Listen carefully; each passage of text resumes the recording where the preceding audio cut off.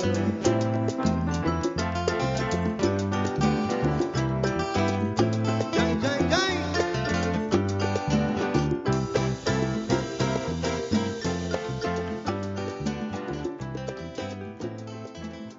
is Ruthie at Tell Us at SyndicatedNews.net, and today we're going to be talking to Jorge De La Noval. He's the founder of Mixed Martial Art in Miami, and his website is www.cfafights.com. Jorge, are you with us? I'm here, Rufi. Thank you for having me. It's actually the company's name is Championship+Fighting+Alliance, and we're promoters of mixed martial arts. Now, what I wanted to talk about is that this is not a unique case. We're talking about Fallon Fox. We remember Renee Richards. Renee was born Richard, and he began transgendering, went through with his process, and then it became a controversy way back then in the 70s. And now here we are again. We have Fallon. And Fallon in the Urban Dictionary, by the way, means a really hot girl. And she transgendered, and she is now on the circuit. And she has an absolute license from the Boxing Commission from the state of Florida. Yes. So, Jorge, tell us about it. She came to you as a girl, and that's how you booked her, correct? When Fallon came to us, we're doing for the first time a girls' tournament where we had 8 girls participating, and obviously they started eliminating. The winner of the finals will be our champion at that division, and it'll be our first girls champion. Fallon brought a lot of controversy when people found out that she was a transgender, and when we found out that she was a transgender, because we didn't even know when we put the fight together. She came to us as a female fighter. She had a license as a female fighter, and we still look at her as a female fighter. And to us, she's a female fighter until proven different. This is not new in the sports. So it's already approved in the Olympics. As long as you go through all the procedures and all the medicals, and now this has never happened in professional sports. My question is that I see her hands, and they are definitely the hands of a man. And I'm looking at the bone density and the wideness of her bone carriage, her chest. It's definitely male.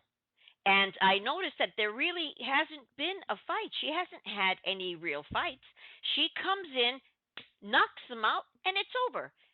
Basically, she's using her strength and her size. She's a man. I'm not going by looks. I'm going by the Y chromosome. There's still the makeup of a man, the muscle tone of a man.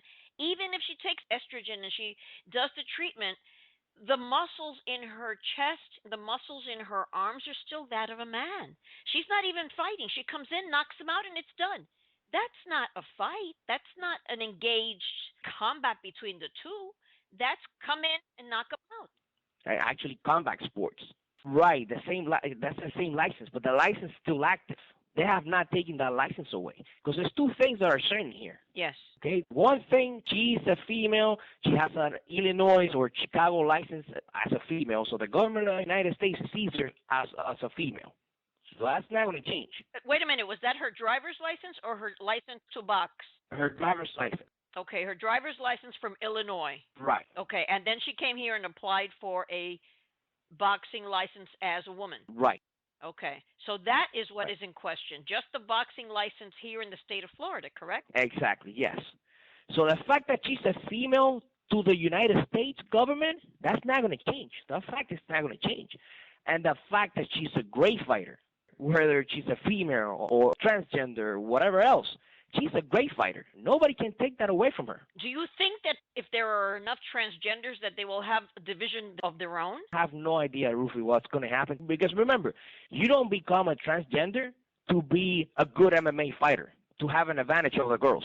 You don't do that. She probably did not become a transgender to have an advantage of the sport, but here we are. She's in the sport, and she does have an advantage. She has a physical advantage. When you talk to somebody who has done these procedures before, they tell you that she actually has a disadvantage. Really? Yes.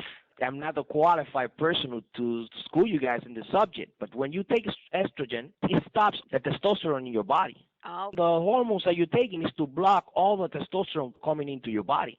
As a woman, you have some level of testosterone in your body, and she's blocking all of that. Okay, now I have a question that came from the public, and it's a very good question because it covers everything that we're talking about. The question is this: why would a transgendered person who was originally a man until he was 30 years old, 30, and he was in the Navy, and he had never fought before, decides now that he wants to fight with women after he gets the surgery? That is the point people are questioning, because he wasn't always a fighter. He became a fighter after he became a transgendered male to female. Then he became a fighter. That's why people are questioning. And it goes back to the same thing. Yes, tell us. She did not become a transgender to be an MMA fighter. It just happened by coincidence. She got the procedure done. She moved to a different city. Yes. She started training MMA. All of a sudden, she liked MMA. Mm-hmm. And she thought, why not give it a shot? Don't worry, we're not going to put her down. We're not going to put her up. We're just questioning and talking about it. And more importantly, let's talk about the fact that you have another fight coming up. When is that? We're actually trying to book it for the 4th or the 11th of May. Ruthie, and I want to congratulate you. I think you guys are doing a great job. I am Jorge De La Noval. I am here at SyndicatedNews.net. I am the CEO of Championship+Fighting+Alliance. Miami, linda.